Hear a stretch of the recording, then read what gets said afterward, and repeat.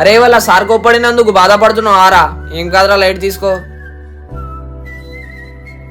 అరే ఏంద్రయ్యాల మళ్ళా డల్ ఉన్నాడు ఈడు. బాబాయ్ ఇవాళ స్కూల్లో సారింగ్ మీద సీరియస్ అయినట. లైట్ తీసుకోరా అంటే ఇంకా కోపంలా ఉన్నాడు. ఎందుకు కోప్పడ్డాడు బిడ్డ సార్? అట్టిగానే కోపడ్డాడు నాన్న, ఎందుకు ఏమో నాకు అర్థమైతే లేదు.